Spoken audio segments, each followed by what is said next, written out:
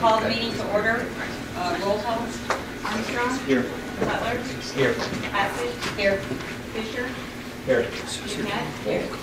Johnson? Here. Ward? All right. We have some members of student council want to lead us in the pledge. Yes.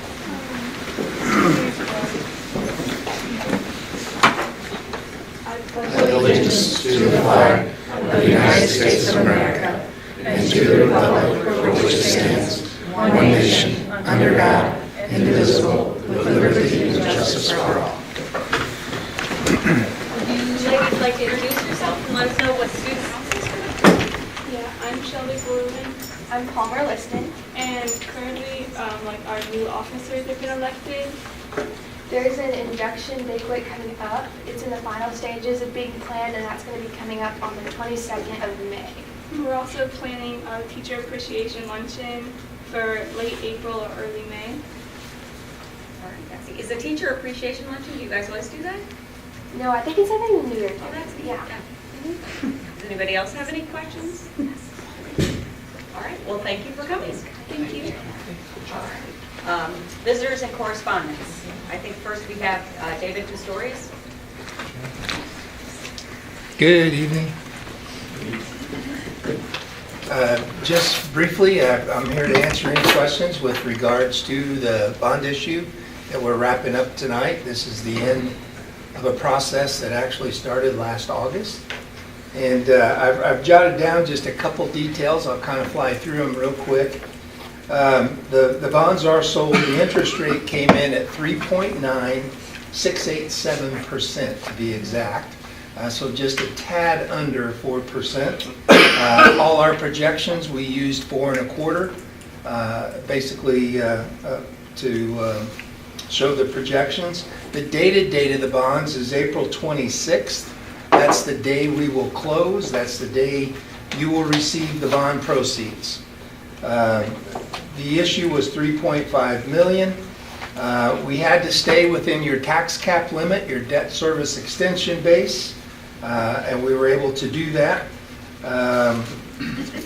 What else do I need?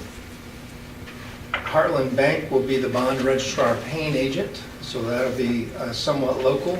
And normally in a bond issue, the call feature is 9 to 10 years down the road. We have a 5-year call. Actually, they're callable in 2022 for 2023 and beyond. That's a good thing because the tax laws that changed after the first of the year, the federal tax laws, that allows you to restructure debt if you need to on a tax-exempt basis. The tax law that changed after the first of the year, anytime you do an advanced refunding before a call date, you have to do the bonds taxable now. Used to be we were allowed to do that once on a tax-exempt basis, but and that makes a difference in the interest rate, of course. But those are kind of the key things. Basically, with your project, you have IRS rules and regulations. Basically, you have to spend the money within 3 years. I think you will do that. And then we have one of the things, the bond resolution you'll adopt later tonight. One of the things that we'll have is a disclosure that you're committed to providing continuing disclosure information with reference to your finances as a district. Part of the service we provide, I give Joe a report each year. It's continuing disclosure undertaking that we have to file with Washington, D.C. You're committing to stay as a district doing that. You have to. And so we take care of that for you, and we'll continue to do so. So that's basically it. Great. Does anybody have any questions? So about the 5-year call, I'm just kind of curious because, in finance we've talked about that and how far out it was. So did you ask that, or how did it come about that we got the 5-year call, Well, or was it just something it kind of, after we kind of studied the new tax law situation, and the normal call period in the bond world historically is 9 to 10 years down the road. And so when you do an issue of this size and you're kind of maxing out your base for this period of time because of tax caps, we thought it would be important to approach the buyers of the bonds to see if we could negotiate an earlier call. It gives the district more flexibility. And so we felt that was in your best interest. Doesn't cost you anything to do that. And we were able to get that done. So we took it upon ourselves in the office to try and move that up for you because that's an advantage for you. Thank you. Yeah. Any other questions? All right. Thank you. Thank you. Tonight you're adopting two things. You're adopting a bond resolution and you're adopting an escrow resolution. The escrow resolution is for the small piece that we had to readjust with the existing bonds, and that is about $305,000. That helped us stay within your base. So we had to move a few levies around in order to accomplish that. So that's why you're adopting the escrow resolution. So I just wanted to kind of clarify that for you. Very good? Thank you. Thank you. All right. Do we have any other visitors and correspondence?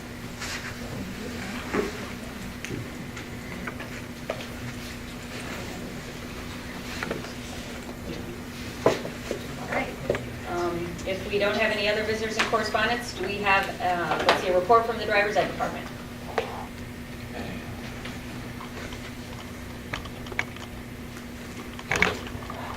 Hello, how you doing? I'm Mark O'Neill, driver's ed department chair.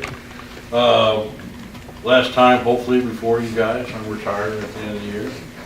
And looking forward to it, but I'll still be around.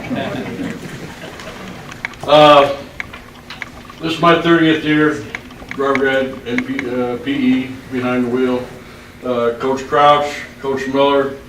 We added Mr. Foster this year. He's going to be taking my place. And Zach Davis came in 3 years ago to help us out with mini-master and summer school. We're all licensed. I'm through 2022 and Daryl's through 2021. Nick's through 2019, Scott's through 2020, and Zach just got licensed through 2023. A snapshot of what we do. This is a required class for graduation. The classroom portion is. We offer 30 hours. It's a state law that we have to have 30 hours of classroom. That's why we have a few extra days at the beginning of the semester. Instead of going Tuesday, Thursday every week, the first 2 weeks we go all 10 days. That gets us to the 30-hour mark. Yeah, that's with giving students 5 days off if they're sick or for any reason that they're not in class. Behind the wheel is not required, but it does include a state of Illinois requirement of 6 hours. We do give each student 6 hours to behind the wheel, okay, or more if needed. And a few years ago, we added a mini-master, which we start the 4th week of school. And we offer classroom driver education every day in the morning at 7 a.m., 8 o'clock on late start Mondays. We also give behind the wheel instruction for those students. This year, we've got 49 students enrolled in mini-master. Okay, which is very good. So far, I looked at the numbers for summer school, which is coming up sooner than what you think. Right now, we've got 28 students signed up for summer school. It's a way of staying ahead of the game with our enrollment. Instructors, we're all certified through Certified Drivers Training Program, the CDTP.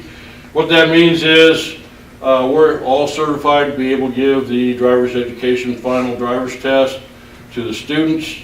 It's a service that we can provide. It allows them, if they obtain a score or a grade of B or better behind the wheel or B or better in the classroom, it has to be both, okay?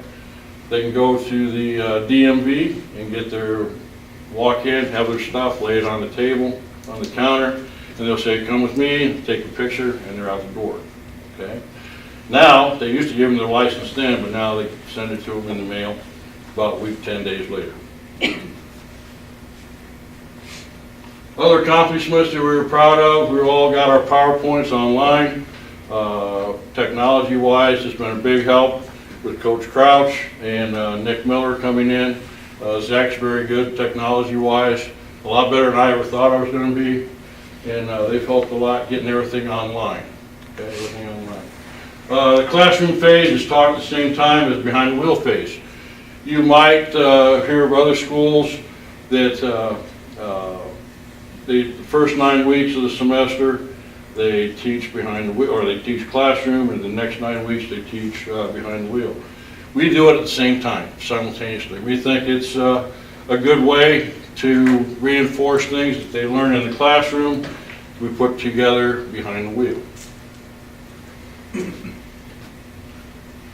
Most of our students stay with their instructor, teacher from the classroom. That's been possible.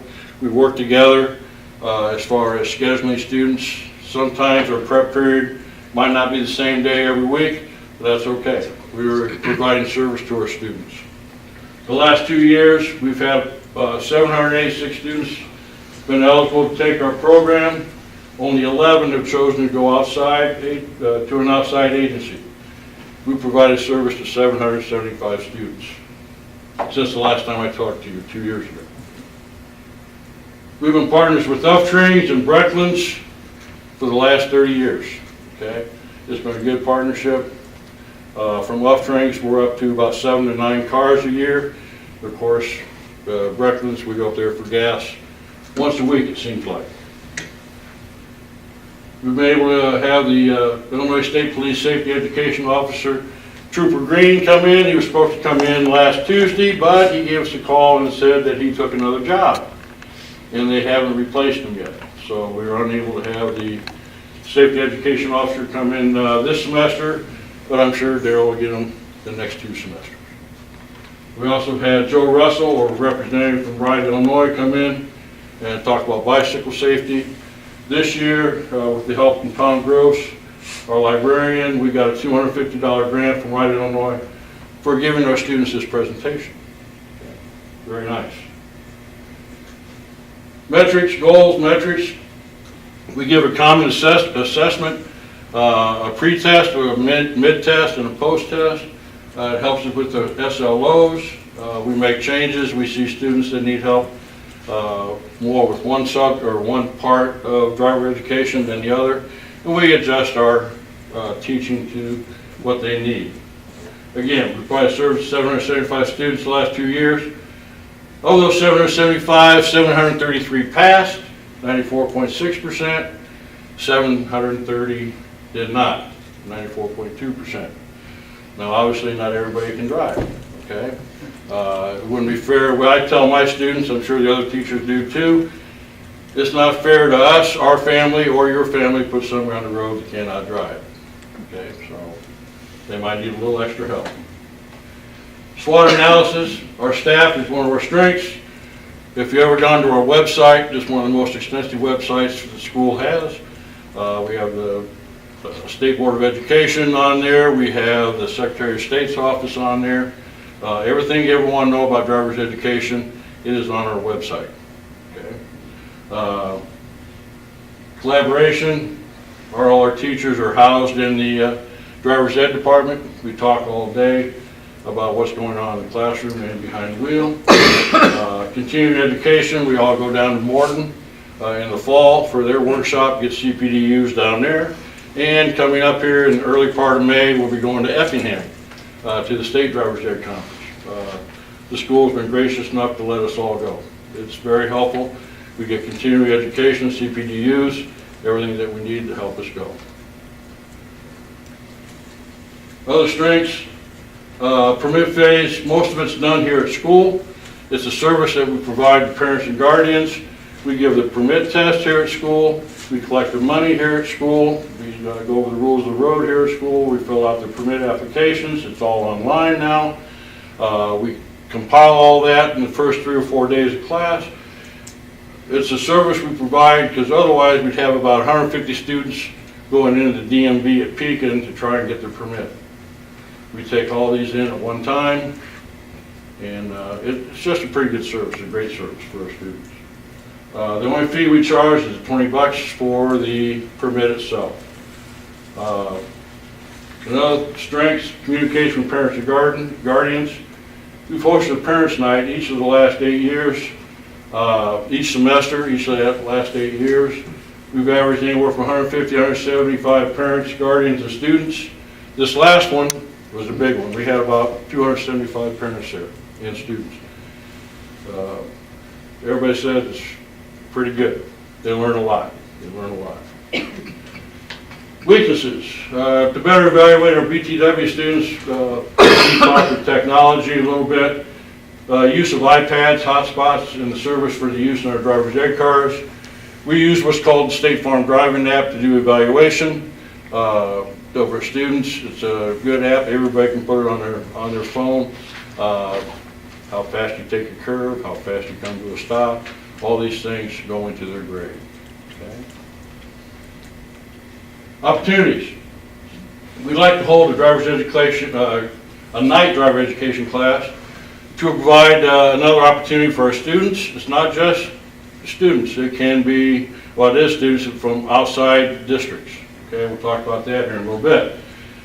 We want to provide service to students that go to Peoria Notre Dame, Peoria Christian, or an alternative school with our own driver education department. Okay, in place of them taking it at District 150. We have to reimburse District 150 for whatever students they teach. Okay, and Joe can give you more information on that if you ask for it. Opportunities, we want to make sure parents and guardians know this last part here, we are the best option for their teenager for driver education. We are very comprehensive in what we do. Okay, we take pride. We think we're one of the best driver's ed departments in the area. Threats, outside driving schools. We don't have one in town anymore. As soon as we put in mini-master and summer school, they kind of went away. Okay, by giving our students more options to take driver's ed here at school.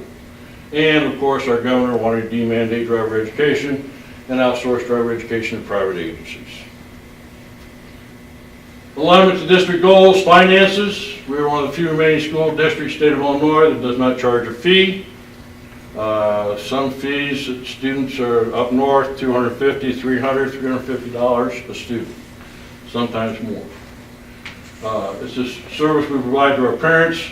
Mini-master summer school fees are $110 for the first class, $50 for the second class. Just like any other summer school class, we do charge the same for mini-master. Driver education, unknown to most, is partially funded mandate. We are reimbursed by the State Board of Education. Those are the numbers up there that we got in 15-16 and in 16-17. Those are the numbers we got for the behind the wheel portion and classroom portion for students that pass the class. Now, in the foreseeable future, with our growing enrollment, we might be faced with charging a nominal fee. The reason being is possibly another instructor, another car. Right now we have the use of 3 cars. We might need a use of a 4th car, okay, to handle our growing enrollment. Communication. We must get as much information to our parents and guardians and students as we can. All of our teachers have websites, at least the 3 of us for driver's education. Myself, Nick, and Daryl. They're pretty extensive. Okay, they got the class syllabus is on them, curriculum maps, chapter PowerPoints, links to the Secretary of State, everything we talked about as far as our websites go.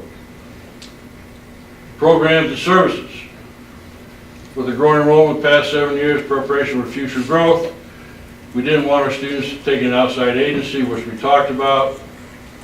We took care of that. We put in the mini-master, we put in the summer school. Okay? Now the next step is possibly the night class. That was quick. Final thoughts. Thank you for giving driver education this opportunity to speak to you about our program. From myself, Daryl, Nick, Scott, and Zach. Thank you very much. Any questions? First of all, when you're retiring, thank you for all the years that you've had in this program. It's been a pleasure. It goes quick. And It goes I think quick. too, the students taking it here says a lot for the program. We offer a lot of services here for the convenience of our students. I never thought about before about our students going to private schools, missing that opportunity here. Yeah. So there's another hole that you're reaching out to fill. We've had some students come, the mini-master, that go to Notre Dame, they're able to get here in the morning. We've had those students. But as far as last year, what we have, Joe, 11 students, I think so. 11 students that went through the 150 program, they had to reimburse them. It's a nominal fee, it's not a lot, but it can be. This way, the home school here in the community. Yeah, will pick up. homeschools come through theirs, yeah. Very good. So those students that go to Notre Dame, are they Washington, they live in Washington? Yeah, Okay. they live in I Washington. think years ago they used to do that. Yeah, they still do, yeah, they go through the 150 program. Okay, that's good, okay. We'd like to keep them here though, if we can. Right. I'll bet you'll be back for coffee in the office once in a while too. What's that? I think you'll probably be back for coffee next year in the office once in a while, just check up on things. Yeah, I'll be back, I'll be back. You can't get rid of me that quick. Thanks very much. Thank you. Thank you. All right. Joe, financial reports? Oh, did I miss one? Oh, I'm sorry, the news report. Right. Do we, okay, now, sorry. All right. So we did get good news over the last week that the Illinois State Board of Education released the tier funding. And so that equates to, I'm sorry, I can't read from up there, so let me look here. $113,000 that we will be getting before the end of this fiscal year. And so that is excellent. That'll bring our total amount through state funding to a level that we haven't seen since I've been here. We should be expecting to receive about $2.8 million, if I've got that number figured out correctly. So that is fantastic news for the district. What you can see here on the monthly scorecard is where we're at comparatively to last year between our revenues and expenditures, and we're tracking right along with that. The two graphs down below are a breakout. So if you want to see what our expenses have been in transportation, for example, up here at the top, we're doing quite well with our expenses this year. Revenue side, we've received 17 million of our revenue, but we got to keep in mind when we do a transfer, and that will be coming up here probably in the month of May. That was the budgeted transfer from education fund to the O&M fund. That'll be 1.5 million. That will increase this number here, so that'll get us closer to 19 million. So we're going to close that gap when we make that transfer. Here's our investment report. Not much changes with that. And then our insurance report, the graph on the right, those are great numbers because our break-even line is about 198,000. I know it's very difficult to see, but the top number on the right-hand side is 180,000. So I had to hide the break-even line because it doesn't even show up on the graph. And so we've had two really good months to start off 2018. So January and February, our expenses have fallen well below our revenue that we're taking into that account. So that is the financial snapshot. What questions do you have? Is the insurance report on an annual or a school budgeting year? It's kind of running. So as you see, we've crossed over into the calendar year, and so that's how we track all of those numbers. But where we're at for this year on the insurance report, that is as of the calendar year. So it gets kind of, it's different because our fiscal year runs July 1st through June 30th. But a lot of our medical and health trust information is on the calendar year cycle. Any other questions? What about board committee reports? We did have a facilities committee meeting, and so we have an insurance committee meeting. We did have an insurance committee, and we've got one coming up on Wednesday. We need to have a finance committee meeting, so before we get out of here tonight, I'd like We're to gonna get something get that scheduled.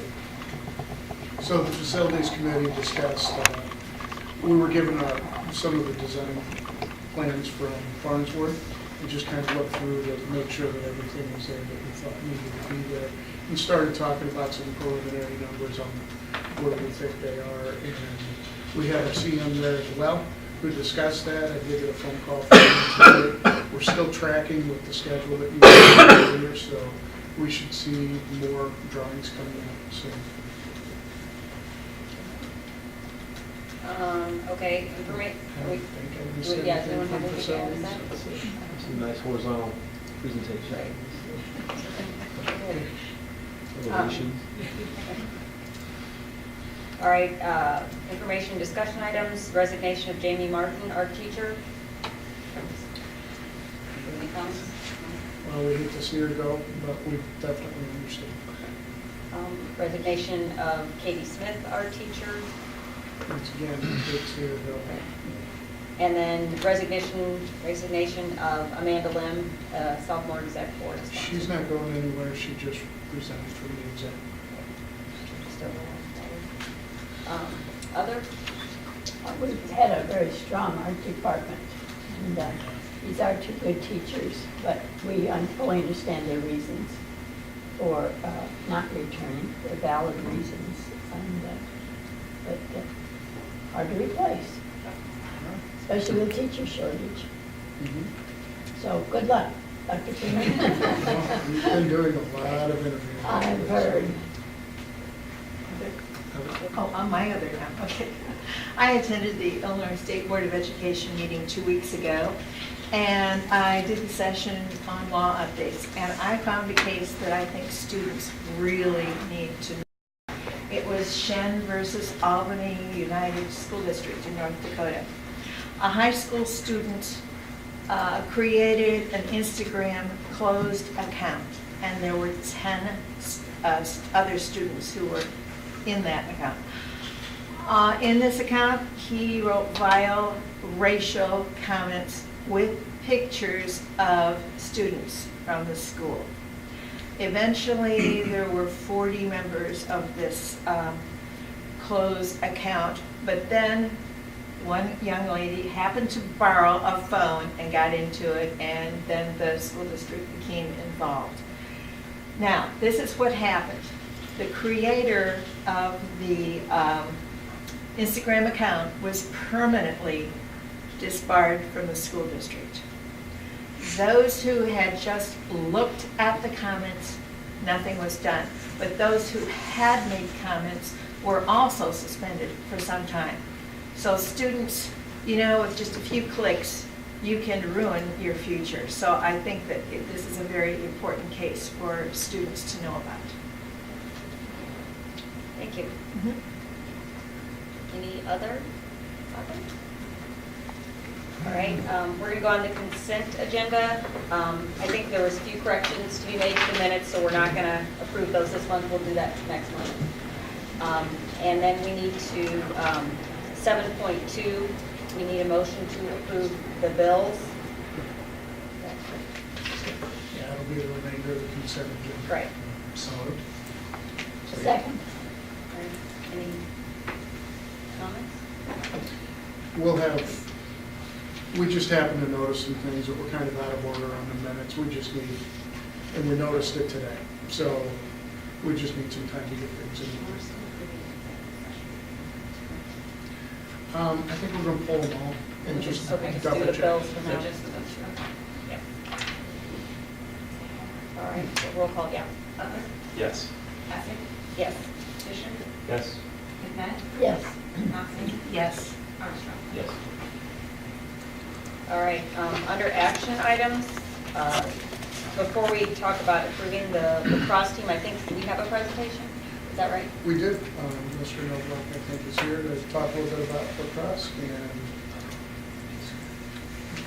you had some He looks numbers you wanted to stunned. go Yeah. over. Did they get this when I? Yes, Yes, the boards, yeah, we've all seen that. It's, but you probably ought to walk through it a little bit for everybody. Okay.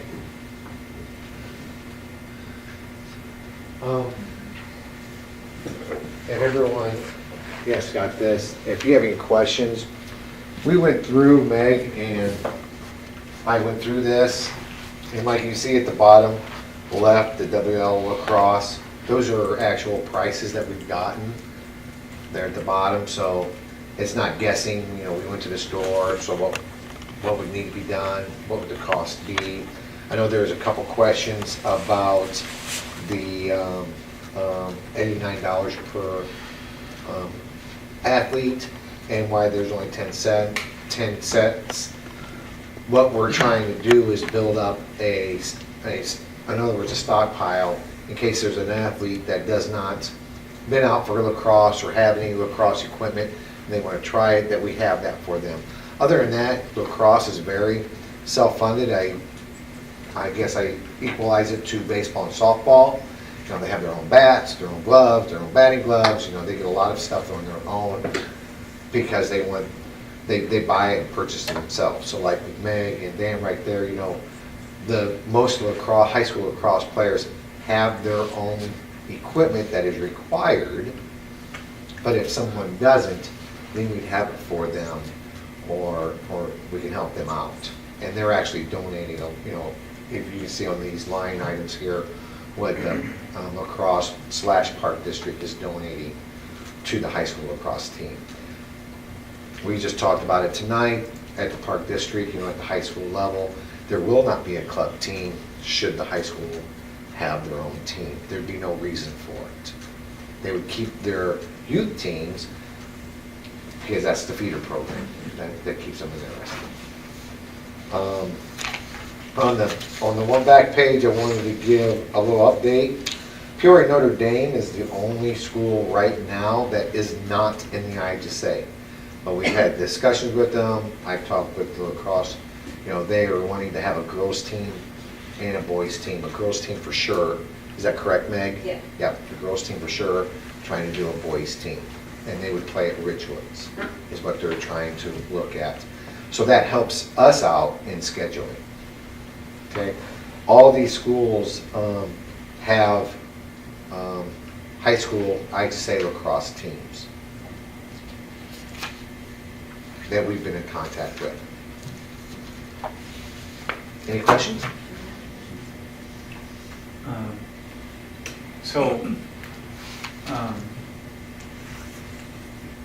What kind of timeline are we looking at for approving this? I mean, I assume certain, you know, as an athletic director, you have to get things rolling at a certain time. Yes, I'm learning from another athletic director that started it. The later we start this spring, the harder it is going to put together a schedule. To give you an idea, you know, our fall schedule's pretty much done for 2018. Winter schedule's like 90% done. Spring schedule for 2019 is about 50 to 60% done. We schedule a year to 2 years out. To get the teams that we want to play and get in line to get on their schedule, you know, they may have 2-year contracts. It's very easy for them to get games, the northern schools, because they're 20, 30 minutes away. We're asking them, you know, we either drive up or drive back. We're asking them to come down here, a 3-hour drive. Pretty much, they want to see that we're an IHSA school before they'll even entertain looking at dates. So the sooner we get to do, the sooner we get to do this, the better. In other words, like I was just talking to Meg, I have a Illinois Athletic Directors Conference the first weekend of May. And I've talked to a lot of athletic directors. I'm on their radar, on their conference, so we can go back and forth. I do know there's some area schools that the Bloomington Normal and the Champaign schools are looking to put together I'd say team also, but that's what it comes down to right now is getting that schedule. It's a 6-game minimum for the IHSA, a 19-game maximum. A lot of the schools that we're looking at to play have 3 levels. They'd like to play at least 2 levels. Do we have to register with IHSA? Yes.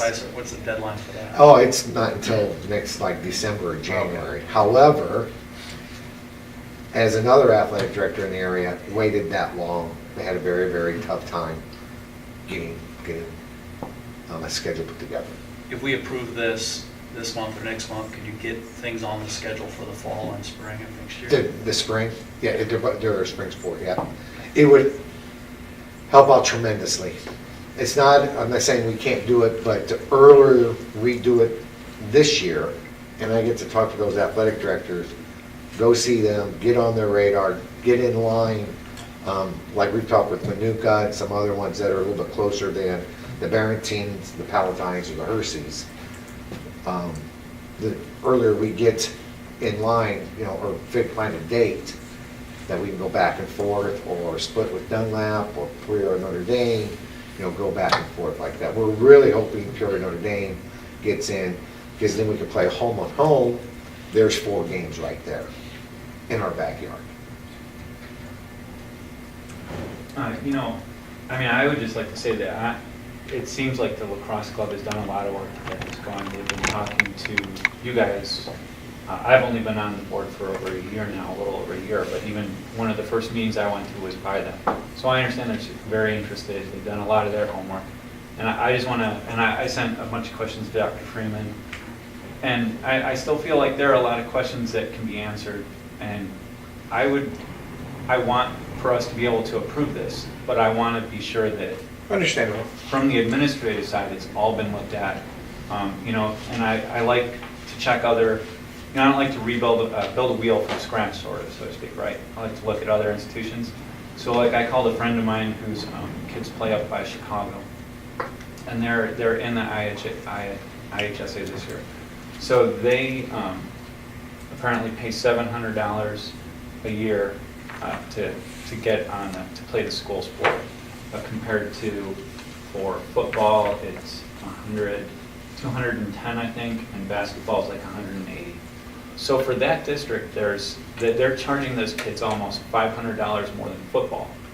And what I don't understand is how our costs per that seem kind of low relative to what this other school is doing. So I'm not saying that that's not correct. It just doesn't. I would like to know that we've looked at other schools, and I don't know, have we looked and talked to other school districts that have programs in place now? Because we can talk to schools that are doing this kind of thing. I got this from another athletic director, and it's only a year old, so it's very up to date. And you can look at those schools. Some schools fully fund them, some schools do not. They make them buy their equipment. They have them, I'm sorry.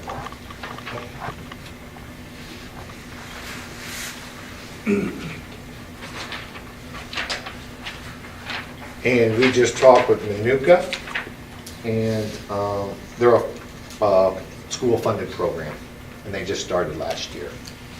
And their prices with our prices are right in line. Could I ask something? Yes, Meg, please. That particular school district, some of the wealthier school districts and so forth, they often want to go to tournaments far away and play East Coast even teams. And to do that, that would need to come probably from the parents paying that, or they maybe pull from that fund. Did they I don't say no? think they're traveling that much, but They're they not? do play. They have a 17 team. They play 17 games during the season. Okay. So, Yeah. which they're in that. So, And then, the things I wonder about is how do we specifically, because we can't quite get even the answers from Dunlap.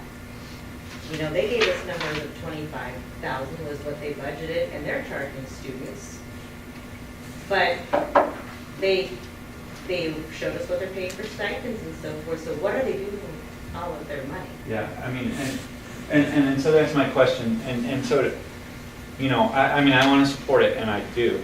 But what I want, for me, sports are extremely important, but I don't want the administration, in particular the superintendent, to be spending a lot of time maintaining the sports program. I want the sports programs to maintain themselves primarily, and for the superintendent to be working on those other things. So I just wanted to make sure that we have a fully formed program here that that I can be confident in. And I mean, another question I had was the liability insurance, and will that go up and so on. So That's a Dr. Sandy question. but just that's where I'm at. I just want to make sure we have a really good program set up from the start and not have to play catch up and fix things during the school year once the program's in place. And it sounds like you're working on that, so that's great. And if we're possibly doing co-oping too, what those districts are willing to spend for their students, I think that's important too. So for the benefit, so what I'm saying is, for the benefit of a really strong start, I just want to make sure we have everything queued up all the way. So I'm hearing that you'd like us to do a little research in Yes. 3 areas, Yes. if I'm catching this correctly. You'd like us to look into what some of the funding from those other districts is going to, where they're collecting those fees. We can contact the district that you were talking about.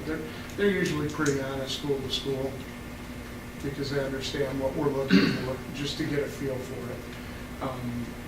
We need to look into insurance to see if it's going to have an impact on liability. And we need to double check, see if some of the schools that have talked about co-opting, which I think we've made some preliminary conversations with, but I don't know that we've confirmed anything at this point. So I think we need some time to just maybe talk through that. So maybe the best move is to look at this action item as a May action item. If we're going to do that, because I can't give you those answers tonight, I don't know if I can either. And I know Dr. Sanders can if he was a proper insurance company. Personally, I'm okay talking about it in May, but I don't want to push it off any further than that. We've been studying this for more than a year, and frankly, we're obsessing about whether it's 30,000 or 35,000, or whether the insurance goes up by a little bit. I mean, these are all legitimate questions, but they should not influence the decision about whether we want to have these opportunities made available for students. We've done enough analyzing at this point. We've got to decide to move forward. The longer we wait on this, we're not going to get this thing running by next spring. And there's no reason for that. It should take us a week to get these answers. We should be ready to go in May with a decision, with a vote. But we need the information ahead of time. I mean, I didn't know lacrosse was going to be on the agenda for tonight until Friday. I mean, the board book, it showed up in the board book on Friday. So I think there were people in the community who play lacrosse who knew we were going to be approving it tonight, and I didn't even know it was going to be on the agenda, let alone approved, and I didn't have any of this information. So for me, it's important to have information to make decisions, and I'm only asking for info. I guess if you ask those questions, just make sure, I mean, we got a set of numbers, just make sure we're not materially missing something as it relates to startup or ongoing operational expense. So unless there's nits and lights, don't worry, don't focus on the annual $5,000 here and there. But is there a $50,000 flyer? If it's double or triple what Yeah. we've estimated, that's an issue we need to talk about. But I would expect a pretty simple discussion should bet that. I think we should be able to get, and I can get Friday information to you. Hope, if not this week, by the end of next week, we should have all your questions answered. And I don't think there's any reason why we can't proceed Right. today. I've got my handwritten, hand-marked up one from about a year ago, and I think that, and to your point about travel, I think, we had a line item in here. If we're going to do an extensive travel, it's about $20K, which I think ties off with some of those fees. So if we're not doing that, it kind of makes sense. But let's do a final check, and I think, like Mr. Butler said. And you feel pretty confident with these numbers. I mean, you've worked with Meg, who's, I mean, And you're pretty it's just familiar not- with these numbers. that- We right. didn't reinvent this wheel, Right. we've gone to other school districts saying, is this what you started up? Are we missing anything? And we've been told no. So you understand also at, Washington High School, that the dues and fees, if let's say we want to be in a tournament and it's up in Chicago and they want to spend a night, as with any team, we'll pay for the dues and fees, but if they want hotels and they want things like that, that's on the team, not a budget item on the school. That's for any sport. That's for every sport. And wrestling does an overnight, basketball. Yes. Softball, because. Softball. Yep. Okay. So if we table this until next month, we're still going to have enough time to schedule games and like you said, we don't want to wait much longer, but That's, I want to be real honest, that's, in my small world, you know, Dr. Freeman, he does, you know, with athletics, and I talk with him a lot, but as in scheduling, doing that, everything like that, you know, usually, I always keep him up to speed. However, you know, in my small world of the corner of the building, the earlier we can do it, I'm really stressing. Right, so it was May. If it's a June or July, they're gone. So it's gotta And if be it's, and then in August, that's the busiest time in the athletic director's office, they're not going to talk. Well, I would say this, and I wouldn't necessarily just call a special meeting for that. No. Because you're If we can only get, providing a week or two.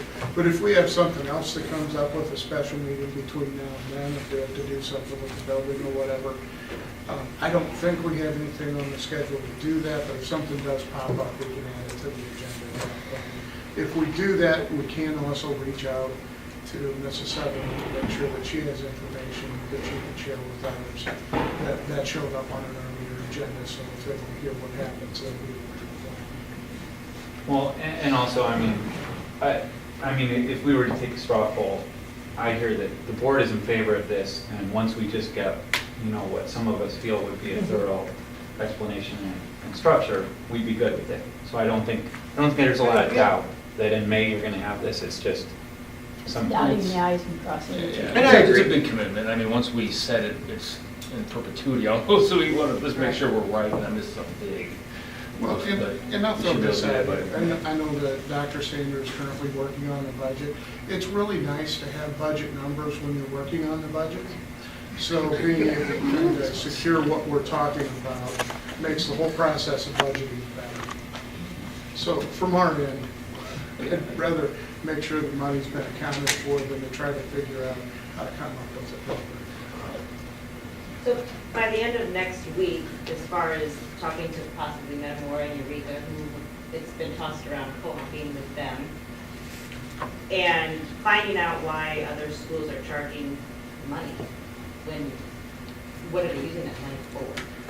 What's being put forward? What's the purpose of that? If those items are completed, building, you know, we've answered those and get those. Are there more? Are there going to be more questions, or is there anything else we should be looking for? I don't, you know, I it's think- going to keep going on. I understand what you're looking for. Well, I think that the questions that are, and just, sorry, right now. I think the questions that are thrown out there are really school-specific. They aren't asking for you to do the research. They're asking for us to get these answers. And so this one's on our back to make sure that we, because you aren't going to be able to find out about our liability insurance. And we're going to talk with any other school districts that might, because that's really where we should be. And also, the whole school district to school district discussion really is different than somebody from the out. I can tell you right now, when I get a call from a parent from another school that wants a lot of information, I'll give them some information. I'm not going to volunteer details like I do with other administrators. I don't mean that in a bad way, but I know what another administrator is probing for, and we can talk more directly to, well, you can't forget this. These are things, little bitty things, but here's another $200 expense you probably would think. Equipment questions, we've got all that. Yes. Why the crossball, why cement, how do the nets work? We tested them yesterday, they worked great. We ran 6 games of the turf yesterday, snow and all. And they not one, the crossball and the big ball. Right. Well, and that's what I say, I think you guys have done a lot. I mean, you've done a great job of providing everything that we need. You certainly shouldn't feel like you need to be No. doing anymore. This is just a few little things that, you know, the school needs to iron out And I for themselves. appreciate it. I always appreciate So, it. yeah. But if there's anything, all right, because that's foreign to many, you know, why is it, what is it, what's the goal of it? So we answer it. So what we'll probably do is dig up about 3 school districts, that we know have startup fees, and talk to them about what their startup fees are going to. Or parent fees, I guess. It's not a startup fee. It's an ongoing cost. Yeah. Startup and operational, incremental operational costs. Yeah, trying to figure Just out make sure we're what not the purpose is behind that, just so we know why it's Make sure. significant. And it's kind of, that's where when we call, and it's hard judging apples on apples, because a lot of the school districts you're talking about have activity fees across the board. They may be different prices, which then in turn, the reason they're different prices may be a booster club or something like that. And that's what I can talk with another athletic director to get that answer that you're looking for. Yeah, and. I understand. Yeah, no, and it's, I mean, I think the lacrosse families, I mean, I hope they understand that when I talk, what I'm looking at is, once this program starts, if there's a problem, I'll talk to Dr. Freeman about it, because he's, as a board member, he's my point of contact. He's the one who has to own this. And so I want, and you know, that's a point of respect both ways there. So I just want the information to come from him. I want this, you know, I just want it done so that it runs well next year. Yep. And that's to the benefit of everybody. Yep. Yep. All right, so I guess we'll put that on the agenda for next month. Okay. And we'll have your information. Thanks. Thanks. Okay, action item 8.2, personnel. Can I just always do? Yes, the two ones. Okay, so 8.21, employment certified personnel. 8.2.1A, approve employment of Sarah Weigel, English teacher. 8.2.1B, approve employment of Aaron Seeley, special education teacher. 8.2.1C, approve employment of Dan Marsh, social studies teacher. Do I have a motion? So moved. Second. You have their resume information there, so you've seen a little bit about them. English teacher is a replacement, and then special ed and social studies are new positions as per the staffing plan. I know that next month you're also going to see a couple of math, probably a dean, hopefully a couple of art teachers, and we have to do a lot. All right, roll call. Fisher? Yes. McNabb? Yes. Knopfinger? Yes. Armstrong? Yes. Butler? Yes. Essek? Yes. All right, 8.2.2, employment non-certified personnel. 8.2.2A, extend employment of Corey Lyons, skilled maintenance worker. Promotion. I move. Second. Any comments on this? This is an extension. He's been filling the position until there's a decision made on an employer. It's a work comp related issue. And so we're just extending that. Hopefully this will be the last extension. All right. All right, any other questions, comments? All right, roll call. McNabb? Yes. Knopfinger? Yes. Armstrong? Yes. Butler? Yes. Essek? Yes. Fisher? Yes. All right, 8.2.3, employment extracurricular personnel. 8.2.3A, approve employment of Haley Renault, assistant volleyball coach. 8.2.4, employment of department chair. Just take 2, 3. Oh, okay, we're doing that one next, okay. Do we have a motion? So moved. Second. Is she going to be the assistant for varsity or JV?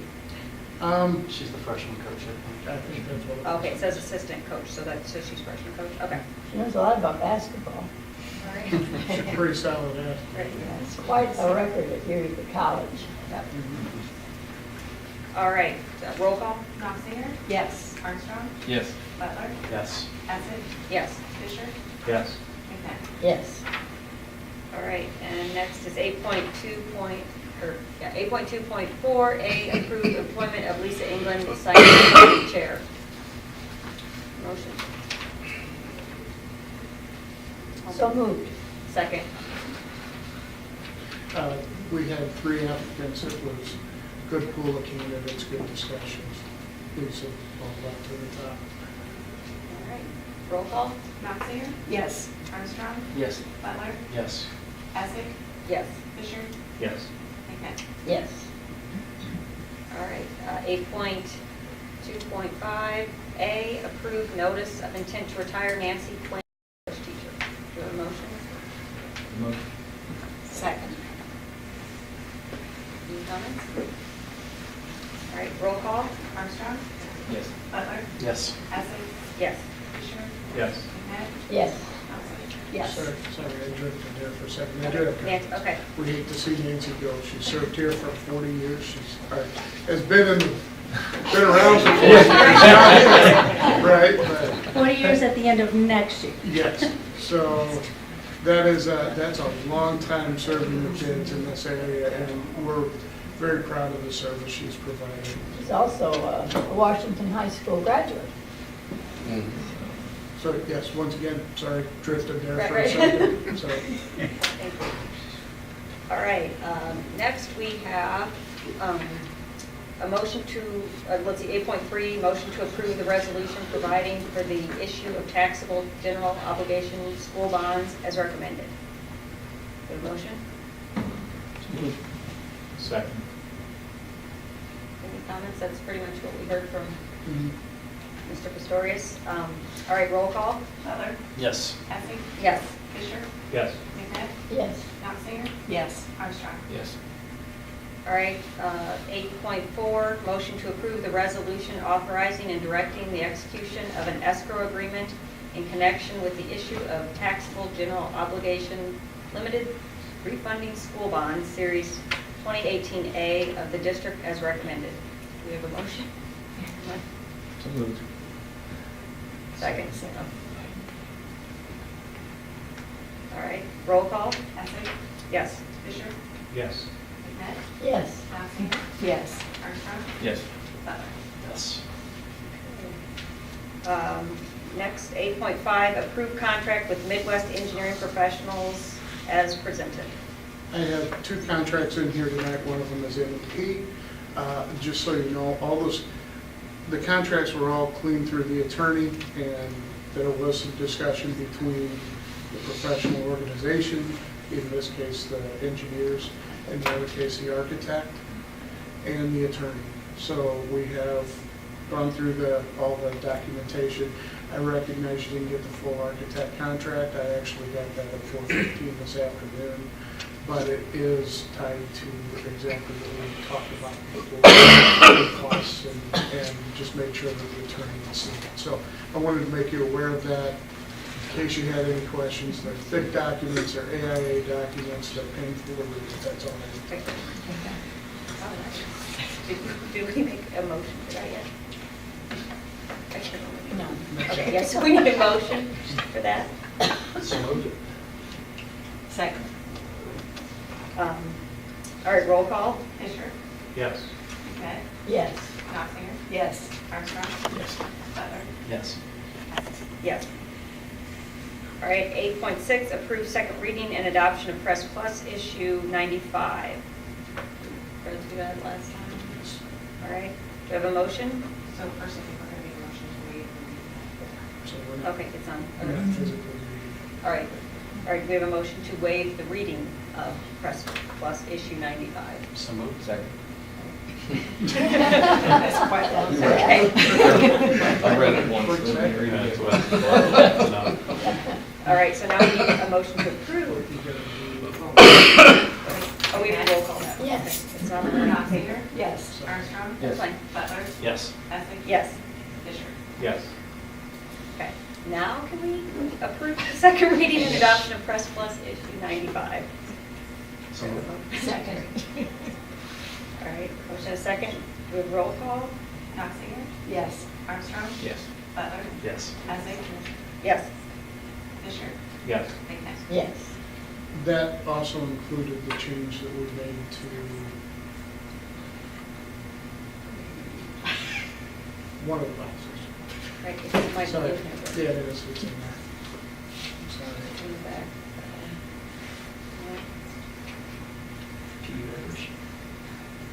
It's right here. Yeah, the waiver for the PE and then. Oh, the PE waivers, thank you. Okay. That was exactly it, sorry. That moved the PE waivers to salary. I think a lot of kids happy with that, right? We discussed that earlier. Yes. All right. That's good. Next, 8.7, approve JFL field usage agreement. Do we have a motion for that? So moved.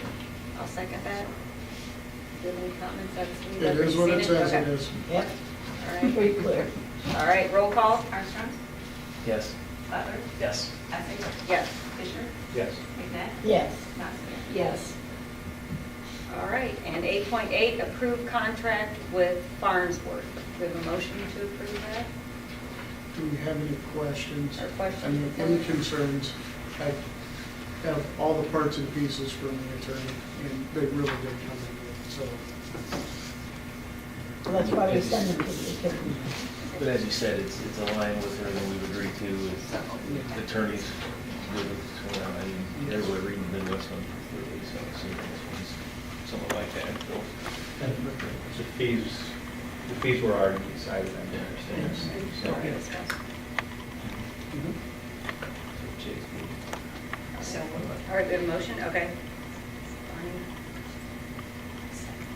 I'll second.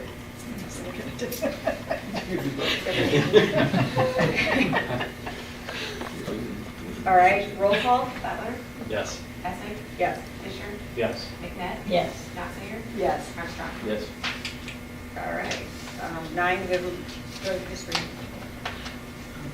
Move into executive session for an evaluation. 9.1 is evaluation, 9.2 is to discuss security procedures. So we need a motion to go. Any action items? No action. No, yeah. So moved. Second. All right, roll call? Essing, Yes. Fisher, Yes.